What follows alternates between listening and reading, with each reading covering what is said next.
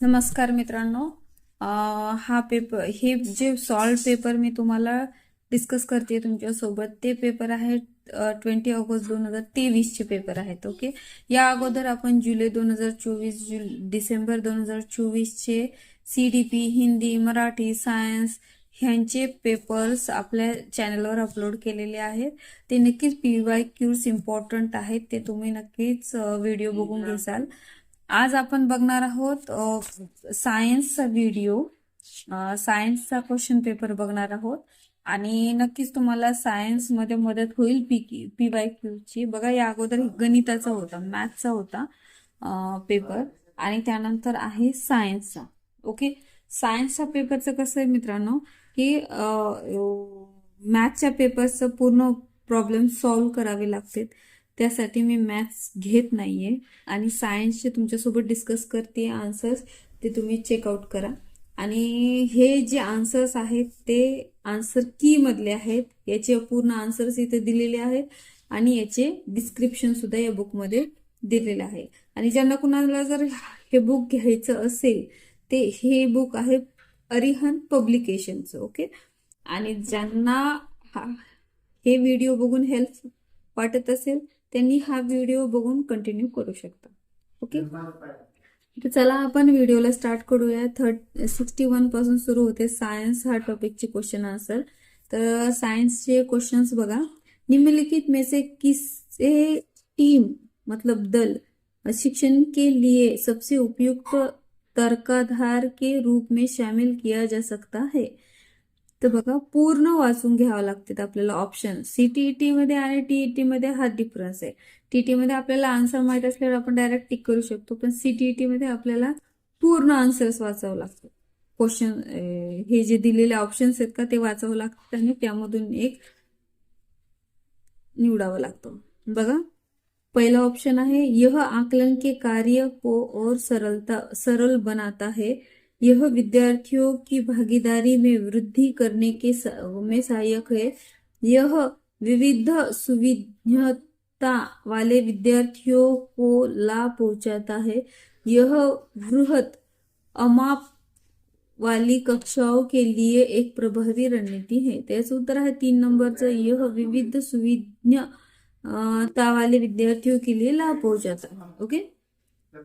Team work हे कुणाला जास्त उपयोगाचं ठरेल हे दिले विचारले. तर बघा, नेक्स्ट क्वेश्चन, निम्नलिखित में से कक्षा 7 के विद्यार्थियों में गोलीय दर्पणों में प्रतिबिंब रचना की अवधारणा को प्रस्तुत करने के लिए सबसे उपयुक्त गतिविधि कौन सी है. त्याच्या ऑप्शन मधून आपल्याला सबसे उपयुक्त गतिविधि शोधायची आहे. तर बघा, फर्स्ट ऑप्शन है, विद्यार्थियों को परावर्तन के नियम स्पष्ट किए जाए. विद्यार्थियों को वक्र दर्पणों में किरण आरेख के आरेखन की प्रक्रिया स्पष्ट की जाती है. विद्यार्थियों को चमकीले स्टील चम्मच के साथ खेलने तथा उनमें अपने प्रतिबिंब का अवलोकन करने के लिए कहा गया है. और फोर्थ नंबरचा आहे, विद्यार्थियों को एक समतल दर्पण में विविध अवस्थितियों में अपने प्रतिबिंब का अवलोकन करने के लिए कहा जाता है. त्याचं उत्तर आहे 3 नंबरचं, की विद्यार्थ्यांना वेगवेगळ्या स्टीलचे चमचे द्यायचे आणि त्यामध्ये त्यांचं प्रतिबिंब बघायचं त्यांनी, म्हणजे वेगवेगळे आकार स्वतःच्या चेहऱ्याचे कसे दिसतात हे त्यांना समजेल. ओके. नेक्स्ट क्वेश्चन बघा, निम्नलिखित में से कौन सा इस कथन से परिलक्षित नहीं होता कि अच्छी विज्ञान कक्षा बच्चे के अनुकूल जीवन के अनुकूल और विद्या विशेष अनुशासन के अनुकूल है. ओके. तो बघा, विज्ञान शिक्षा को विद्यार्थियों को स्कूल में अनुशासित रहने के लिए प्रशिक्षित करना चाहिए. विज्ञान कक्षा कार्य विकासात्मक रूप से उपयुक्त होना चाहिए. विज्ञान शिक्षा को बच्चे और उसके आसपास के वातावरण के बीच एक कड़ी बनानी चाहिए. विज्ञान कक्षा को विज्ञान संबंधी प्रक्रिया को अर्जित करने में विद्यार्थियों की सहायता करनी चाहिए. त्याचं उत्तर आहे 1 नंबरचं. विज्ञान शिक्षा को विद्यार्थियों को स्कूल में अनुशासित रहने के लिए प्रशिक्षित करना चाहिए। ओके, नेक्स्ट क्वेश्चन बघा, निम्नलिखित में से कौन सा स्कूलों में वर्तमान में पालन होने वाली पाठ्यचर्या संबंधित गतिविधि के संबंध में सही है? ओके, सही है विचारले बघा, पूर्ण ऑप्शन्स वाचूयात आपण। प्रारंभिक कक्षाओं में विज्ञान और गणित को एकीकृत रूप से विज्ञान एवं प्रायोगिक की तरह पढ़ाया जाता है। नेक्स्ट बघा, माध्यमिक कक्षाओं में भौतिक, रसायन विज्ञान एवं जीव विज्ञान को एकीकृत रूप से विज्ञान की तरह पढ़ाया जाता है। और प्राथमिक कक्षाओं में विज्ञान और सामाजिक विज्ञान को एकीकृत रूप से EVS की तरह पढ़ाया जाता है। त्याचं उत्तर आहे 4 नंबरचं बी आणि सी, बी आणि सी। ओके, नेक्स्ट क्वेश्चन बघा, EVS आपल्याला पहिले EVS प्राथमिक कक्षामध्ये म्हणजे 1 ते 5 मध्ये आपल्याला EVS नावाचा सब्जेक्ट असतो, त्यामध्ये विज्ञान आणि सामाजिक विज्ञान हे दोन्ही एकत्र शिकवले जातात। ओके, आणि माध्यमिक कक्षामध्ये म्हणजे 6 to 10 मध्ये किंवा 6 to 8 मध्ये आपल्याला भौतिकशास्त्र, रसायनशास्त्र आणि बायोलॉजी हे सगळे एकत्र मिळून विज्ञान हा सब्जेक्ट असतो शिकवायला, म्हणून हेच उत्तर आहे बी आणि सी। नेक्स्ट क्वेश्चन बघा, विद्यार्थियों के एक समूह को एक ऐसी गतिविधि में संलग्न किया गया है जिसमें वे बीकर से में सामान्य नल के पानी का क्वथन मीन्स बॉइलिंग पॉइंट मित्रांनो, क्वथन तापमान मतलब क्वथना म्हणजे बॉइलिंग पॉइंट माप रहे हैं। निम्नलिखित में से कौन सा इस कार्य पर उन्हें आंकने का उपयुक्त संकेत नहीं है विचारले बघा। क्वथनांक को 100 डिग्री डिग्री मापना, थर्मामीटर को लटकाने के लिए एक स्टैंड का प्रयोग, यह सुनिश्चित करना कि थर्मामीटर बीकर की दीवारों को छुए नहीं, थर्मामीटर के अल्पांक पर ध्यान दे। त्याचं उत्तर आहे 1, बॉइलिंग पॉइंट को 100 डिग्री ताप मापना। ओके, नेक्स्ट क्वेश्चन बघा, निम्नलिखित में से मुक्तोत्तर प्रश्न की पहचान कीजिए। मुक्तोत्तर क्वेश्चन म्हणजे आपल्याला आन्सरेबल म्हणजे एक्झॅक्ट आन्सर नाही, आपल्याला विचार करायला लावणारा प्रश्न। ओके, क्या होगा यदि मानव सेल्युलोज को पचा सके? क्या होगा? ओके, म्हणजे आपल्याला आपलं मत विचारलं काय होईल की सेल्युलोजला माणसानं पचवलं तर। नेक्स्ट बघा, 5 ऐसे जीवों की नाम बताइए जो कि सेल्युलोज को पचा सके। सेल्युलोज किससे बना है और मानव सेल्युलोज को क्यों नहीं पचा पाता? ओके, त्याचं उत्तर आहे 1 नंबरचं, क्या होगा अगर मानव सेल्युलोज को पचा सके। ओके, नेक्स्ट क्वेश्चन बघा, निम्नलिखित में से किसको स्कूली विज्ञान पाठ्यचर्या में सामाजिक वैज्ञानिक मामलों जैसे GM भोजन को सम्मिलित करने के लिए एक मान्य वैध कारण के रूप में शामिल नहीं किया जा सकता विचारले। हे प्रश्न असे खूप येतात, नहीं किया जा सकता वगैरे, तुम्ही नीट वाचून घ्या बघा, ऑप्शंस वाचू। साक्ष्य आधारित तर्क में संलग्न रहने की क्षमता को विकसित करना, एक निश्चित विद्या विशेष के रूप में विज्ञान की अनुशंसा करने में सहायक है, विज्ञान की प्रकृति के संबंध में समझ बनने में सहायक है, तर्क वितर्क कौशलों को विकसित करना। त्याचं उत्तर आहे 2 नंबरचं, तर्क एक निश्चित विद्या विशेष के रूप में विज्ञान की अनुशंसा करने में सहायक है। ओके, नेक्स्ट क्वेश्चन बघा, कक्षा 7 में जीवों में श्वसन पाठ पढ़ाने के पश्चात शिक्षिका अपने विद्यार्थियों के साथ निम्नलिखित गतिविधि करती है। वे 3 परख नलियां लेती हैं तथा प्रत्येक के 3/4 को जल से भर देती है। परख नलियों को ए, बी और सी के रूप में अंकित करते हैं।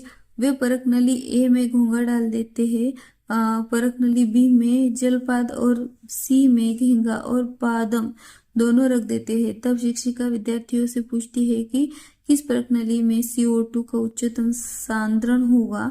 इस मामले में शिक्षिका किस प्रक्रिया कौशल्य को बल दे रही है, याचं पूर्वानुमान.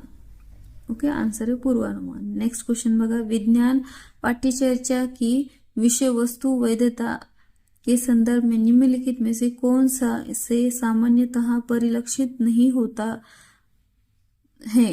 ओके, तो कौन सा परिलक्षित नहीं होता है, तर हा क्वेश्चन सगळेच परिलक्षित नहीं होते. बघा याचा आंसर. विज्ञान पाठ्यचर्या की विषय वस्तु वैधता के संदर्भ में निम्नलिखित में से सभी परिलक्षित होते हैं. सभी परिलक्षित होते हैं. आपल्याला विचारले नहीं होते, परिलक्षित नाही होते, तर हे सगळे परिलक्षित असतात. ओके, म्हणण्याचे आन्सर्स आपल्याला आन्सर याचं योग्य नाही म्हणून सगळ्यांना मार्क देण्यात येतो अशा अवस्थे, अशा कंडिशन मध्ये. ओके, नेक्स्ट क्वेश्चन बघा. पाठ्यपुस्तकों में विस्तारित अधिगम, पाठ्यपुस्तक में विस्तारित अधिगम के भाग के रूप में प्रस्तावित गतिविधियों के संबंध में निम्नलिखित में से कौन सा सही नहीं है. कौन सा सही नहीं है विचारले आपल्याला. तो बघा, इसमें से कुछ में विद्यार्थियों द्वारा भिन्न प्रकार की सूचना एकत्र करने की और स्वयं निष्कर्ष निकालने की आवश्यकता होती है. दूसरा है, इनमें कुछ रूप में विशेषज्ञों, शिक्षकों एवं समाज के साथ बच्चों की अंतः क्रिया को बढ़ाती है. ये विद्यार्थियों के मूल्यांकन का महत्वपूर्ण आधार बनाती है. ये बच्चों के ध्यान एवं कौशल्य के रंगपटल के लिए महत्वपूर्ण मूल्यवर्धन है. तो इसका आंसर है 3 नंबरचा. ओके, ये विद्यार्थियों के मूल्यांकन का महत्वपूर्ण आधार बनती है. नेक्स्ट क्वेश्चन बघा. निम्नलिखित में से कौन सा पदार्थ माचिस के निघर्षण पृष्ठ पर विद्यमान होते हैं. तो कोण से असते, काडीची डब्बी जी असते ना आपली, त्याच्यातली काडी त्याच्या समोर जे लाल असतो त्याच्यात काय असतं. ओके, तर बघा, लाल फॉस्फरस और मैग्नीशियम, पोटेशियम और श्वेत फॉस्फरस और कांच का चूर्ण और लाल फॉस्फरस. त्याचं आन्सर आहे 4 नंबरचं कांच का. बघा, याचा आन्सर थोडंसं छान आहे, ते बघा तुम्ही एकदा एक्सप्लेनेशन त्याचं. कांच का चूर्ण और लाल फॉस्फरस माचिस के निघर्षण पृष्ठ पर विद्यमान होते हैं. निरापद दिया सलाई की डिब्बी पर रगड़ने वाली तरह सतह पर लाल फॉस्फोरस डाइसल्फाइड मतलब P2S3 कांच का चूर्ण और गोंद का मिश्रण लगाया जाता है.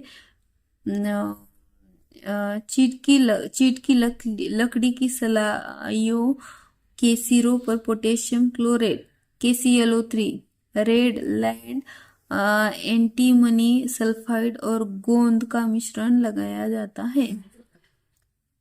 तो बघा, नेक्स्ट क्वेश्चन बघा.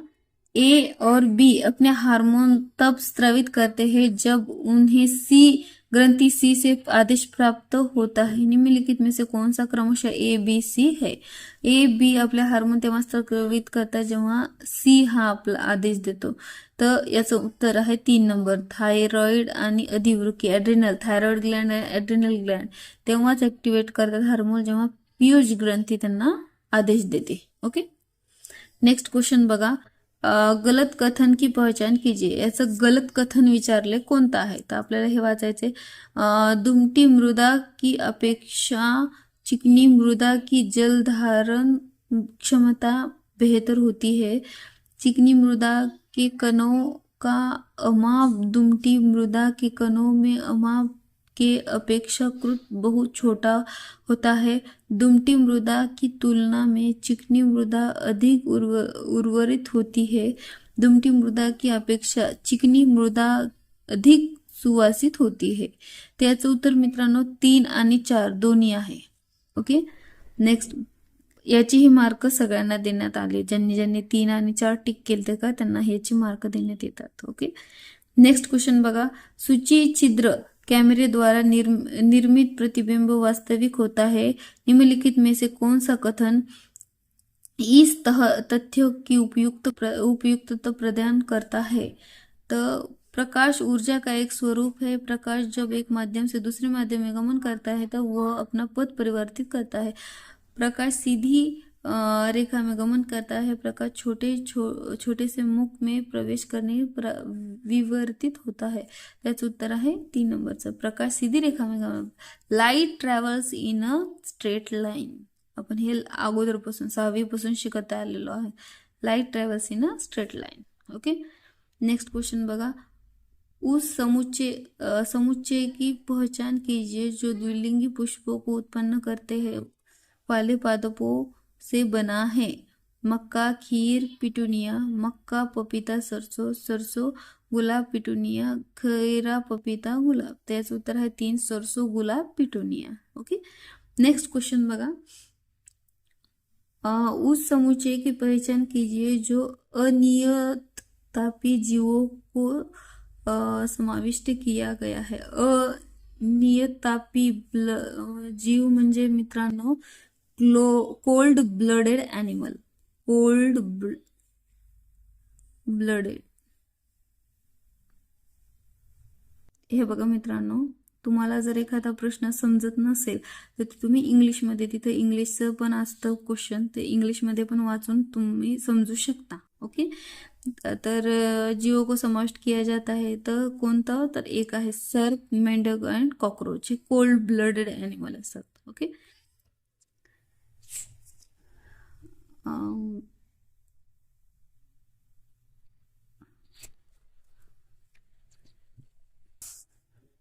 नेक्स्ट बघा. नेक्स्ट बघा. निम्नलिखित कथनों को पढ़िए तथा सही विकल्प का चयन कीजिए. अभिकथन. अमाशय हाइड्रोक्लोरिक अम्ल उत्पन्न करता है जो भोजन के भंजन में सहाय्य करता है. म्हणजे हायड्रोक्लोरिक अम्ल हा जेवणाला ब्रेकडाऊन करतं, त्याला ब्रेकडाऊन करण्यासाठी मदत करतं. हे बरोबर आहे. ओके, पाचक रसों को क्रिया करने के लिए अम्लीय माध्यम की आवश्यकता होती है. ओके, हे पण बरोबर आहे. म्हणून याचं उत्तर आहे 2 नंबरचं. ए और दोनों सही है. ए की आर ही ए की व्याख्या करता है. ओके, नेक्स्ट क्वेश्चन बघा. नाइट्रोजन यौगिकीकरण शब्द का अर्थ क्या है? याचा अर्थ विचारला, याचं उत्तर मी डायरेक्ट सांगते तुम्हाला, 2 नंबरचं आहे. जीवित प्राणियों के लिए अधिक प्रयोग लायक रूप हेतु वायुमंडलीय नाइट्रोजन का रूपांतर. ओके, नेक्स्ट क्वेश्चन बघा. निम्नलिखित में से किस अवस्था में स्प्रिंग न्यूनतम कम से कम स्थितिज ऊर्जा होती है? आता कोणत्या स्प्रिंगच्या अशा कोणत्या अवस्थेमध्ये सगळ्यात कमी स्थितीज ऊर्जा असेल? तर आपल्याला हे ऑप्शन्स वाचावे लागते. त्याच्यासाठी बघा मी 1 बाय 1 ऑप्शन वाचते. स्प्रिंग को न्यूनतम तक संपीड़ित किया जाता है तथा वह ऊंचाई पर रखा गया है. स्प्रिंग को अधिकतम तक खींच जाता है तथा उसे ऊंचाई पर रखा गया है. स्प्रिंग को न्यूनतम तक संपीड़ित किया जाता है तथा वो भूमि पर पड़ा हुआ है. स्प्रिंग को न तो संपीड़ित किया गया है और न ही खींचा गया है तथा वो भूमि पर पड़ा हुआ है. याचं उत्तर आहे 4 नंबरचं. जब बघा स्प्रिंग बघा स्प्रिंग मध्ये स्थितीज ऊर्जा means P equal to mgh. म्हणजे एम म्हणजे स्प्रिंग का द्रव्यमान, जी म्हणजे गुरुत्व त्वरण आणि एच म्हणजे ऊंचाई. ओके, तथा स्प्रिंग की ऊंचाई में कोई परिवर्तन नहीं होने से उसकी स्थितीज ऊर्जा न्यूनतम होती है. ओके, नंतरचा क्वेश्चन बघा. निम्नलिखित में से कौन सा मात्रकों को युग्म का समान भौतिक राशि को मापन के लिए प्रयोग किया जाता है? तर याचं उत्तर आहे 3 नंबरचं. kg m² by S square और WH वैट सेकंड।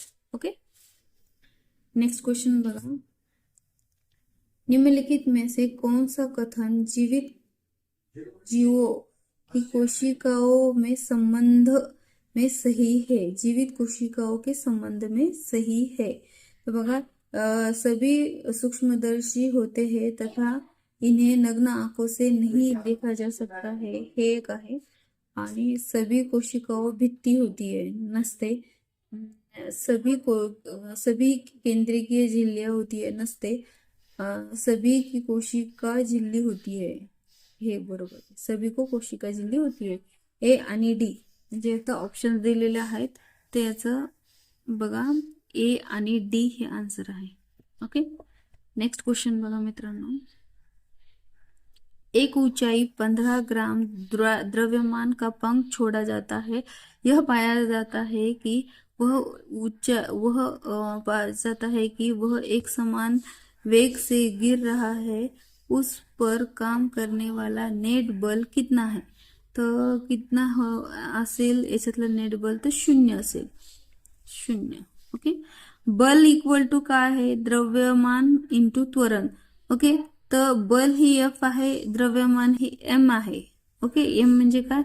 15, आणि त्वरण किती आहे इथं? 0 आहे त्वरण, एक समान वेग से गिर रहा, तो त्वरण काय असणार आहे? इथं 0 असणार आहे, म्हणून 0च येईल आन्सर सरळ। बघा, X3 प्लस आयन तत्व X परमाणु द्रव्यमान 27 और परमाणु क्रमांक 13 से प्राप्त हुआ है। तो X3 प्लस में प्रोटॉन, इलेक्ट्रॉन और न्यूट्रॉन की संख्या क्रमशः है, तो कोणतं असेल? त्याचं उत्तर आहे 2, 13, 10 आणि 14। ओके, नेक्स्ट क्वेश्चन बघा, ऊस समुच्चय, आता हे क्वेश्चन आहे की याच्यामध्ये याला किती वेळ लागतो अपशिष्ट होण्यासाठी, म्हणजे कुजण्यासाठी किती वेळ लागतो? प्लास्टिक बॉटलला किती वेळ लागतो? अनेक वर्ष, हे आपल्याला माहिती आहे, प्लास्टिकला कुजायला खूप वर्ष लागते। रेशमी रुमाल, ओके, इथं बघा याचं उत्तर 3 आहे। रेशमी रुमालला 4 नंबरचं म्हणजे 4 वर्ष लागतात स्कार्फला कुजायला। सुती कमीजला कुजायला किती वेळ लागतो? तर 1 ते 2, आणि सी 1 ते 2 ते 5 वर्ष, आणि डीचं बघा, केळीच्या छिलकेला 1 ते 2 सप्ताह, आणि कागजाला 10 ते 30 दिवस, म्हणून याचं उत्तर आहे 3 नंबरचं। नेक्स्ट क्वेश्चन बघा, निम्नलिखित में से किन कोशिकाओं के अंगों में स्वयं का DNA अंतर्विष्ट है? लवक, सूत्रकणिका, नाभिका और रिक्तिका। त्याचं उत्तर आहे 1, तिन्ही मध्ये पण। ओके, असं म्हणून याचं उत्तर आहे 1 नंबरचं, ABC। Plastid, mitochondria end nucleus. Next question बघा, 4 द्रवों ABCD की घनत्व नीचे दिए गए हैं। ABCD चे घनत्व दिले, तर आपल्याला काय विचारले? इस सूचना के आधार पर निम्नलिखित में से सही कथन पहचान कीजिए। याच्यातलं सही कथन विचारलंय आपल्याला, त्याचं उत्तर आहे 4 नंबरचं। एक बिंब जो द्रव C में तैरता है वह द्रव A में तैर भी सकता है और नहीं भी। ओके, नेक्स्ट क्वेश्चन बघा, निम्नलिखित कथनों को पढ़िए तथा सही विकल्प का चयन कीजिए। अभिकथन ए, विद्युत धारा एक सदिश राशि है, ही सदिश राशि नहीं अदिश राशि है, इलेक्ट्रिसिटी ही अदिश राशि है। ओके, विद्युत धारा वह राशि है जिसके पास परिमाण के साथ साथ दिशा भी है। ओके, तर याचं उत्तर आहे 1, ए गलत है परंतु आर सही है, 1 नंबरचं उत्तर आहे। ओके, निम्नलिखित में से अभिक्रियाओं में से कौन से संभव नहीं है? त्याचं उत्तर है 1, ZN प्लस CaSO4। कारण बघा, Ca धातुओं की निष्क्रियता श्रेणी में ZN जिंक से पहले आता है, अतः यह अधिक सक्रिय है। ओके, ZN धातु Ca धातु को विस्थापित नहीं कर सकता, म्हणून क्रियाशीलतेमध्ये कॅल्शियम हे अधिक सक्रिय असतो झिंकपेक्षा, त्यामुळे हे झिंकला डिस्प्लेस करू शकत, झिंक हे कॅल्शियमला डिस्प्लेस करू शकत नाही, विस्थापित करू शकत नाही. ओके, त्यामुळे तुम्हाला ही जी क्रम आहे ना सक्रियताचा, ही लक्षात ठेवावा लागेल. ओके, नेक्स्ट क्वेश्चन बघा. निम्नलिखित अनुच्छेद को पढ़िए तथा उस शब्द समूह वाले विकल्प का चयन कीजिए जो कि सही प्रकार से दिए गए क्रम में रिक्त स्थानों को भर सके. निषेचन के समय पिता के शुक्राणु और माता के अंडाणु संलयित होकर डब्लू बनते हैं, जो कि बारंबार विभाजित होकर कोशिकाओं के गोले में बदल जाते हैं. कोशिकाओं विभिन्न अंगों और ऊतकों को परिवर्तित होने लगती है. इस विकसित को होती है संरचना एक्स कहते हैं, जो कि वाई की दीवार को में रोपित हो जाते हैं. एक्स की वह अवस्था जिसमें सभी शारीरिक भागों को पहचान हो सके और झेड कहलाता है. त्याचं उत्तर आहे मित्रांनो 3 नंबरचं. बघा मित्रांनो, आन्सर खूप सोपा आहे, फक्त खूप लेंदी क्वेश्चन आहे. आता एक्स ला इथं डब्ल्यू ला म्हणलंय, इथं म्हणलंय युग्मज, नंतर आहे भ्रूण, नंतर आहे गर्भाशयामध्ये बाळ राहतं, आणि नंतर आहे जे राहतं त्याला गर्भ म्हणतात, झेड. ओके, नेक्स्ट क्वेश्चन बघा. निम्नलिखित में से कौन सा ग्राफ सीधी रेखा ए है. ओके, तो विराम अवस्था की पिंड वस्तु का दूरी समय ग्राफ, एक समान त्वरण के साथ गतिमान पिंड वस्तु का वेग समय ग्राफ, एक समान त्वरण के साथ गतिमान पिंड वस्तु का दूरी समय ग्राफ, विराम अवस्था की पिंड वस्तु का वेग समय ग्राफ. ते याचं उत्तर आहे मित्रांनो ए नंबरचं. बघा 4 नंबरचं उत्तर आहे A B D. A B D, A B आणि डी उत्तर आहे. ओके, ते हे एक्सप्लेन नाही करत बसते मी तुम्हाला. आणि इथेच आपल्या सायन्सचा प्रश्न सायन्सचा पेपर हा संपतो आणि इथं हिंदी भाषेचा पेपर लागतो. हिंदी भाषेचा पेपर मी या अगोदरच्या व्हिडिओमध्ये टाकलेला आहे 2023चा हिंदी भाषेचा. ओके, हा होता सायन्सचा पेपर. नेक्स्ट सिरीजमध्ये आपण 2020 क्वेश्चनची सिरीज सुरू करूयात. प्रिव्हियस इयर क्वेश्चन, जे की क्वेश्चन 2011 पासून ते 2022 पर्यंत असणार आहेत, यांच्यामधले असणार आहेत. कारण 2023चे आणि 24चे क्वेश्चन्स मी ऑलरेडी पूर्ण क्वेश्चन पेपर आपल्या यूट्यूब चॅनलवर अपलोड केलेला आहे.